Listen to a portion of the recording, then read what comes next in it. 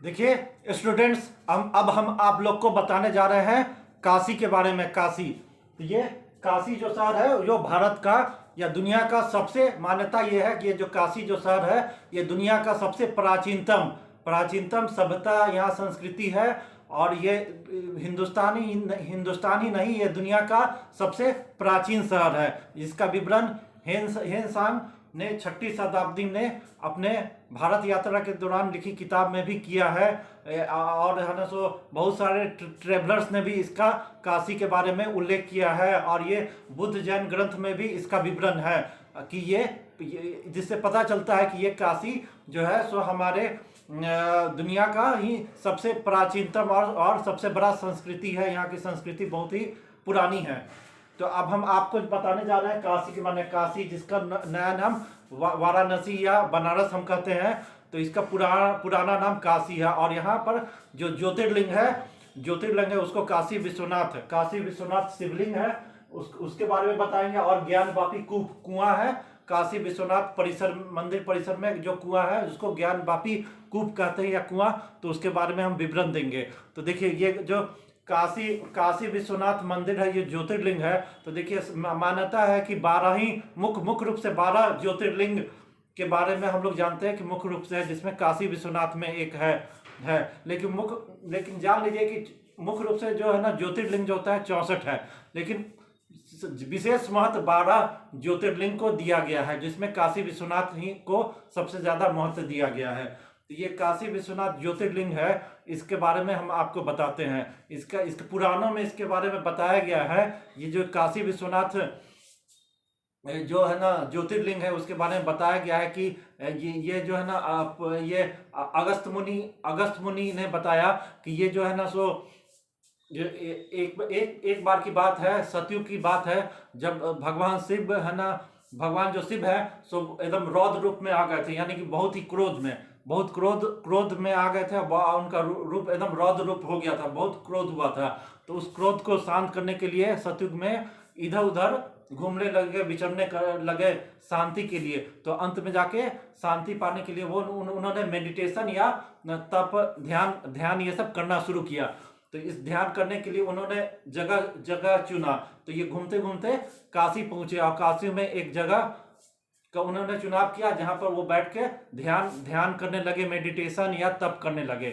तो तप कर रहे थे। तो ये भगवान शिव जब तप कर रहे थे तो वो तप करते करते है ना, ये है ना सो जो होता है तो शिवलिंग जो होता है या जो है उसके शेप में आ गए। यानी कि भगवान जो शिव जो ध्यान कर रहे थे, तप कर रहे थे, तो मेडिटेशन करते करते एक समय ऐसा हुआ कि वो ज्योतिर्लिंग में के शेप में आ गए, या ज्योतिर्लिंग के शेप में आ गए, शिवलिंग के शेप में आ गए। तो ये है ना सो फिर उसी ज्योतिर्लिंग और शिवलिंग का उन्होंने ध्यान कर रहे थे। तो उस समय बहुत ही उनका रूप बहुत ही रुद्र था, क्रोध था। तो उस क्रोध को शांत करने के लिए क्या कि जल का जरूरी था। तो वो है ना क्या किए कि वहां पर कोई जल नहीं था, तो क्या किया अपने त्रिशूल से अपने बगल में एक उस त्रिशूल से है ना सो ऐसे उसको धरती में मारे, जोर से मारे। तो उससे क्या हुआ, पानी का फव्वारा निकलने लगा। तो उस पानी के फव्वारे से फिर सामने जो शिवलिंग या ज्योतिर्लिंग था उस पर उन्होंने उस जल को चढ़ाया, जिससे उनका क्रोध है ना रौद्र रूप बहुत शांत हो गया, निर्मल हुआ। तो ये मान्यता है कि ये जो ज्ञानवापी कूप है वो वही है। भगवान शिव जी ने जो त्रिशूल धरती पे मारा था और उसमें से जो पानी का फव्वारा निकला था, ये वही ज्ञानवापी कूप है। वो वही है, भगवान के शिव के द्वारा मारा गया त्रिशूल है। और जिस ज्योतिर्लिंग के सामने बैठ के उन्होंने तप किया था, साधना किया था काशी में, तो वही है भगवान काशी विश्वनाथ का स्वयंभू ज्योतिर्लिंग जो है सो वही है। और यही है ना बाद में चल के ज्ञानवापी कूप हुआ। तो ज्ञानवापी कूप इसलिए इसको कहा जाता है कि ये भगवान शिव ने इसके बारे में बोला था कि इसका पानी इतना निर्मल है, इतना निर्मल और इतना पवित्र है कि जो भी व्यक्ति इस कुएं का जल है ना सो इसका पानी भगवान शिव के ज्योतिर्लिंग पर चढ़ाएगा तो उसको तत्काल ही मोक्ष मिल जाएगा और उसको ज्ञान की प्राप्ति होगी। तो इसीलिए ये इस ज्ञानवापी कूप और ये काशी विश्वनाथ जो शिवलिंग है, इसका बहुत सारा महत्व है। जो इस कुएं के पानी से अगर इस पर जो काशी विश्वनाथ शिवलिंग है उस पर अगर जो जल चढ़ाएगा उसको तत्कालीन मोक्ष और ज्ञान की प्राप्ति होगी। इसीलिए इसको इस कुआं को ज्ञानवापी कुआं या ज्ञानवापी कूप कहा जाता है। और है ना वो जो ज्योतिर्लिंग जो बना उसको है ना उसी को काशी विश्वनाथ ज्योतिर्लिंग के रूप में स्वयंभू ज्योतिर्लिंग के बारे में मान्यता प्रदान की गई। तो ये ज्योतिर्लिंग क्या होता है? ज्योतिर्लिंग एक ऐसा पॉइंट होता है जिसके ज्योतिर्लिंग का मतलब ये होता है कि ज्योतिर्लिंग एक ऐसा पॉइंट होता है जिससे हमेशा कोई प्रकाश, रोशनी या एनर्जी परमानेंट हरदम निकलता रहता है। उसके आसपास का जो एनर्जी का लेवल बहुत हाई होता है और वहाँ पर तब ध्यान, योग, प्राणायाम ये सब करने से बहुत ही आदमी को शांति, सुख, समृद्धि, शांति और है ना मन शांत होता है और ज्ञान की प्राप्ति होती है। तो इसीलिए उसको काशी विश्वनाथ ज्योतिर्लिंग कहा गया है। उसको अभिमुक्त भी कहा गया है। अभिमुक्त मतलब अभिमुक्त में काशी को अभिमुक्त भी कहा गया है। तो किस लिए अभिमुक्त कहा गया है? क्योंकि वहाँ पर भगवान शिव हरदम विराजमान रहते हैं, कभी जाते नहीं है। तो वो हरदम वहाँ परमानेंट भगवान शिव रहते हैं और वहाँ से कभी जाते नहीं, इसीलिए उसको अभिमुक्त भी कहा गया है। और है ना ऐसा मान्यता है कि है ना ये जो काशी में जो अगर कोई अपना प्राण त्याग करता है तो प्राण जो त्याग करता है तो उसको तत्काल मोक्ष मिल जाता है। उसका जितना भी निगेटिव एनर्जी है वो शून्य हो जाता है, उसका निगेटिव एनर्जी नहीं रहता, शून्य हो जाता है और उसको तत्काल भगवान शिव के लोक में शरण मिलता है। और यही हम मानता है, इसीलिए लोग काशी में जो प्राण त्याग करता है उसको मोक्ष मिल जाता है। तो इसीलिए इसको अभिमुक्त कहा गया है। तो इसका तो वेद पुराण में भी इसका बहुत सारा विवरण है काशी विश्वनाथ मंदिर का तो है ही। और इसको आप जान गए ज्ञानवापी कूप और ज्ञानवापी कुआं किस लिए इसका नाम पड़ा।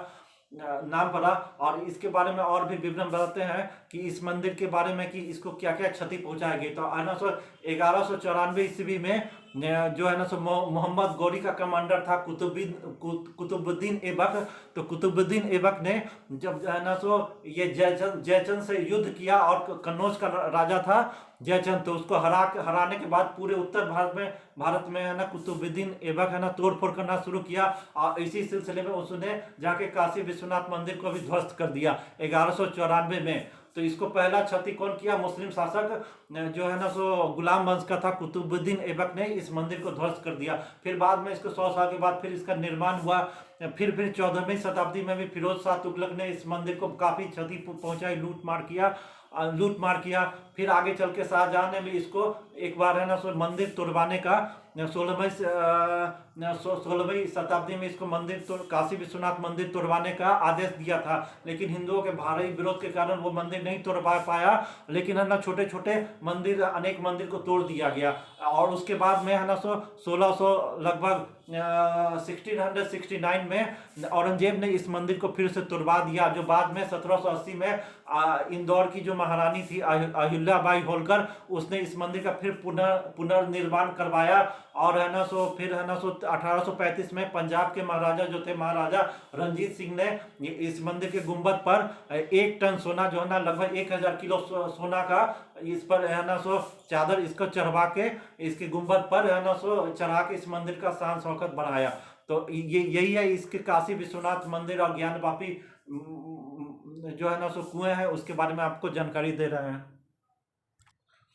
अब वर्तमान में इसके बारे में आपको बता रहे हैं काशी विश्वनाथ मंदिर परिसर। तो जो हमारे भारत के जो यशस्वी प्रधानमंत्री है श्री नरेंद्र मोदी ने इसका बहुत ही भव्य निर्माण करवाया है। पहले जो काशी विश्वनाथ मंदिर था उसका जाने का जगह बहुत ही सकरा था, बहुत ही छोटा मंदिर परिसर था। लगभग 3000 स्क्वायर फीट, मात्र 3000 स्क्वायर फीट में मंदिर परिसर था और बहुत ही पतला सकरा गली था। लेकिन अब है ना इसका ये जो काशी विश्वनाथ मंदिर परिसर जो बना है नया, जो भारत के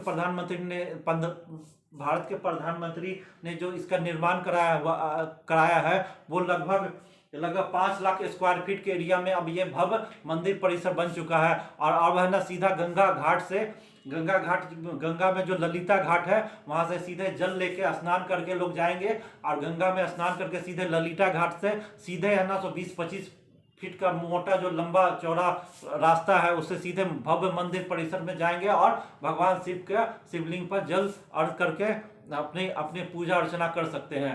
तो अब ये बहुत ही अच्छा हो गया है, और ये काशी विश्वनाथ मंदिर परिषद जो है ना किया है, इसके लिए भारत के प्रधानमंत्री नरेंद्र मोदी को बहुत बहुत बधाई।